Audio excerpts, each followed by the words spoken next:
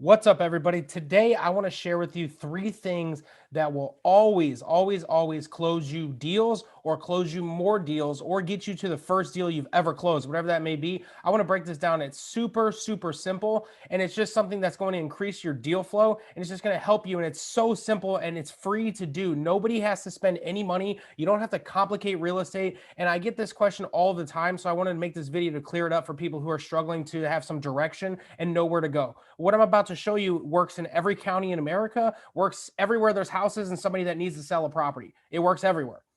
So the first thing I would do if I was dropped in a city I've never invested in before ever in my entire life, I would immediately jump on Facebook. I would join the local Facebook groups, the real estate investment Facebook groups. And how you do that is open up Facebook, type in the search bar, my city. So if you're in Houston, type in Houston and then real estate, and then join those Facebook groups. Or type in, if you're in Mobile, Alabama, type in Mobile real estate investing in the search bar on Facebook and see what comes up. It's that simple. Or type in my city real estate investors. So if you're in Tampa, Florida, type in Tampa real estate investors and see what comes up and join all of those Facebook groups on Facebook. Those are where everybody in that city is. I'm in St. Louis, so if I was going to do this again, I would type in St. Louis real estate investors. We actually run a couple of the groups here on Facebook in our market intentionally because it's such a powerful resource. And there's 6 or 7, I actually think there's 8,000 members in just one of the groups right now alone. And a lot of the investors who are in all of these Facebook groups are actively buying. So you can do all this data, you can do all of this stuff online and try to find where all the cash transactions are. And that's all great information to know, but there's nothing better than going to the source. We believe that, we do it, we practice it, we teach it all of the time because there's nothing better than meeting somebody on Facebook, on social media, anywhere, and them just telling you flat out in real time, I'm looking for 10 houses in this school district. Can you help me find those? That's all you got to do. You just get on Facebook and search those groups. And a little tip, if you're struggling to come up with the verbiage for my city real estate investing or my city real estate, just let the internet do its thing. I do this with Google all the time when I struggle to come up with new content and stuff on Google. You just type in the subpar words of what you're looking to do. So in this case, it would be St. Louis Real on the Facebook post on the search, and it would just auto populate. And if you have to type in real with the letter E after it, so it might think you're typing real estate, just let it do its auto populating and it'll do a drop down menu. You're going to see a bunch of options. It's really simple to do, and just join all of those groups. It's really simple. I end up opening tabs and tabs and tabs on my Chrome browser because I end up joining a bunch of groups. I don't want to lose track of where I was at. But just let the internet do its thing, and just you get in these groups. And the key to it is post immediately, and just have a copy and pasted post you can post in all the groups. There's not going to be that many. Maybe in St. Louis, I'm in 7 or 8 total for actual real estate investing. So there's only so many you need to join. Don't blow this thing out and start getting weird with it. You're more than welcome to, but just put a post in there and copy and paste the same post in all of them, just saying, hey, my name is so-and-so. I'm looking to help people find deals and find opportunity. I'm hitting the streets. I'm happy to be your boots on the ground. I'm willing to do whatever it takes to close some deals. The more, I don't want to say be vulnerable, but at the same time, the more vulnerable and willing you are to help people who are already doing this industry, we take people under our wing all of the time here in St. Louis that just have that drive and have that initiative and want to close deals, because that's the common denominator between all of our sick real estate investing friends. They just want to close deals. At the end of the day, that's what they want to do. So start with Facebook. And then what we're going to do once we find that buy criteria, we know where to go. We have some direction. That's the whole point of this. We want some direction. We don't want to be driving around not having a clue where we're going. So get those zip codes, get those school districts, get those areas where those people say they want to buy properties in, and ask them how quick they can close and all that jazz that goes into that, and drive $4. So after you know where to hunt, drive for dollars. It's literally what it sounds like. I have another video on my channel that blows out driving for dollars to a giant level, because I'm so methodical and systematic with how I do it, because it's going to save you time and it's going to get you more leads, more dollars. And just check out that other video. It is insanely blown out. I try to keep it as short as I can. But schedule out time and be systematic, like I'm saying, with your approach. If you have a really busy schedule, I completely understand that. When I first started doing real estate, it was, I have to leave my lunch break. I have a half an hour. I worked in a corporation that I had a security clearance, and I had to drive X amount of miles away from our location to even get cell phone service to make calls. So that's how bad I wanted it. You got to be willing to do that stuff. And I would drive for dollars in neighborhoods on my lunch break, in this quick little 30-minute lunch break that I had, to go find opportunity and go find property. And I had no idea what I was doing, because nobody told me I should get on Facebook. I should ask people what the hell they want. And instead, I was just driving around aimlessly trying to figure out and connect ABC to XYZ and make a couple bucks in the middle while I was still working a 9 to 5, which was really more of a 7 to 6. So I'm sure some people can relate to that. But this is how you get past all that stuff and you have some direction moving forward. And so make that a time if you can, and speak with your family about this stuff, what you're looking to do. Don't try to hide being an entrepreneur. I've seen people do that and they get uncomfortable because they haven't had the success or what have you, and they struggle with reaching out to for help or being vulnerable, like I mentioned before. And just make it a daily activity, a weekly activity if your schedule allows it. It's just that simple. And then set a goal. It's really important to set a goal of X amount of houses in a week or a day, just depending on your schedule and how this is going to fit into it. I would say at 50 to 100 driving for dollars leads in a week is a really strong starting point. If you did that for 3 or 4 weeks in a row, and then on the next slide, I'll explain how to get in touch with the sellers. Just start skip tracing and cold calling these people, and it's all free. It's just your time and effort to do this stuff. And you just start calling these people. If you got 300-400 driving for dollars leads in a month and you did nothing but cold call those people, you are going to close deals. I can't guarantee that that's going to happen, but by all means, that is still a active activity that I do. It's a highly revenue generating activity that I still do, no matter how removed I can remove myself and delegate out stuff in our business. I will never not drive for dollars. I will never not do exactly what I'm saying right now. Well, maybe in the future, but for the next X amount of time, I don't see myself not doing that stuff because I see so much value in it. And I've literally made one phone call in front of a house I found driving for dollars and looked up the owner and called them, and they were out of state. And they said, yes, I need to sell it. I understand it's in terrible condition. What can you pay me for it? And we made 20-30 grand. I don't remember the exact number, but it's that simple, guys. You just have to be out in the opportunity and in front of it and know what to do and have some direction and know your buyers. This is as simple as this has to be. So keep in mind, though, this doesn't have to be perfect.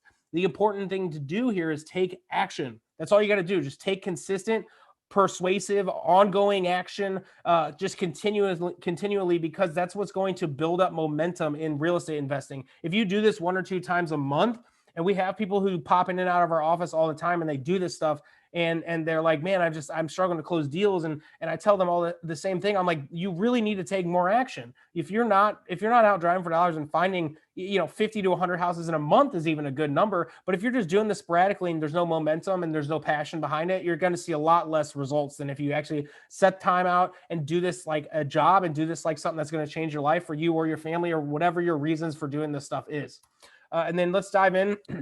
Skip tracing and cold calling. I'm going to keep this short and sweet because I could talk about this for hours and days. All you need to find the owner's information of a property is the address, and you can go to your county website and you can find their name.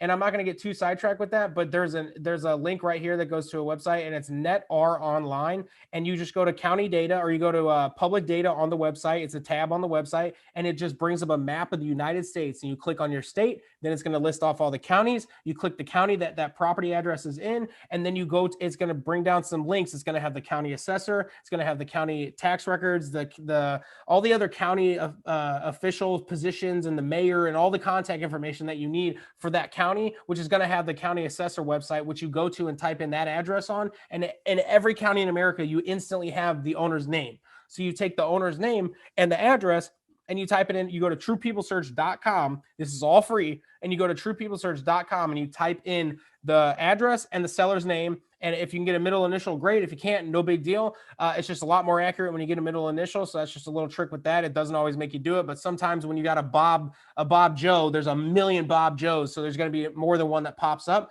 But your best bet is just to call all of the numbers that are associated that come up on True People Search, associated to that address, associated to that person's name, and just keep track of them in a system. I'll get into systems and tracking later, but just call them. I'm telling you, we've closed deals. My business partner, Alyssa, has closed 50, 60 deals, wholesale deals, just from using index cards and permanent markers. You do not need to complicate this stuff. And I just want to rail that into people's minds because I see all these fancy things going on. I see all these softwares being created. And don't get me wrong, a lot of it's really good, but I don't even use the widgets and the gadgets on a bunch of the stuff. Call me old school. I don't know, but it's just not necessary for a lot of stuff that we do. We make tons of money. We have tons of fun, and we close tons of deals, and we bring a ton of people up to close their first deal and deals on out for forever. forever. And it's just incredible that how overcomplicated some people make this. So I just want to keep this channel, keep my input to it as simple as I possibly can. And so all you're going to do is call the phone numbers that pop up and use some sort of script like this. And I'll get into the script in a second, but don't be afraid of rejection, guys. This is every time you get told to F off or no, what makes you think my house is for sale? Anybody who is afraid of that stuff, it's only going to take you a few phone calls before you realize you're only going to get 5 to 6 or 7 responses every single time. They're going to be the same kinds of things that people ask you. Well, how'd you get my number? How'd you do that? Well, do you think it's for sale? What are you willing to pay? There's only so many things that people can ask you, so don't be afraid. They all fall into one of 5 or 6 or 7 buckets. Don't freak out. And if you have problems with cold calling, feel free to check out our cold calling course. It's REI cold calling or REI coldcalling.com. And so just check that stuff out. It's really simple. And we just don't want people to overcomplicate this stuff. And it's just take action. So call all the available the phone numbers that pop up and use a script like this. Hey, I'm not sure if I have the right number. I'm just reaching out to the homeowner of 123 Candy Lane. I was in the area looking at a house. I'm not too sure. My partner said, they would love to buy a couple houses in here in this neighborhood. I'm from the area. I know the neighborhood really well, and just thought it wouldn't hurt to reach out. Have you or the owners ever thought about receiving an offer on this property or selling it? And they're going to say yes or no. Simple as that. That's all you need to do. It's a 10-second pitch, or you can just say, hey, I just looked at another house on Joe Schmo Lane over there, and it's a couple streets over. You want to try to feel as local as possible. And I'm going to have a whole nother video on my channel here just about cold calling, because it's something I do every single day in my business. It's something I do every single minute of the day.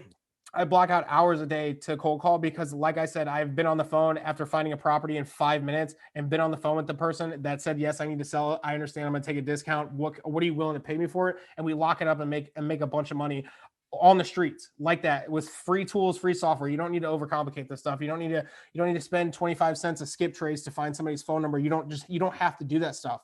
When you start scaling up and getting bigger lists and start pulling county data for code violations and water shutoffs and all this other stuff that happens, sure, you're going to want to plug them into a skip tracing software, but you just don't need to do that. We still use True People Search as our first line of defense when we send our driving for dollars leads to our virtual assistant who skip trace them. It's free. Why would we pay for it? If we got to go deeper, we'll go deeper. We'll pay for some skip tracing on some stuff, but we just don't. You don't have to. And just smile and dial. Remember, there is a $10, $20, $60,000 check or more at the other end of some of those calls. This is truly the fastest way to the money for the least amount of money. So I hope this clears up some stuff. I got tons of other follow-up videos on this stuff, so check them out on my channel. But I hope this clears it up how you can close deals faster, easier, and simpler with little to absolutely no budget. You don't need any sort of crazy resources. You just need to make some connections on Facebook. You just need to get on the internet with 2 websites I just showed you and get very familiar with your county tax websites and your county tax data and all that stuff, because that's where you're going to go for all actual information on a property. You can pull property information from all sorts of software, but there is no better source, in my opinion, than the county data and the county tax records, because that is what county goes off of. That is what your title company goes off of for a lot of data. It's up to date. It's perfect. They have to be legit. They're legal. There's no third party, anything in the way of any of the data you're seeing. So I hope this helps.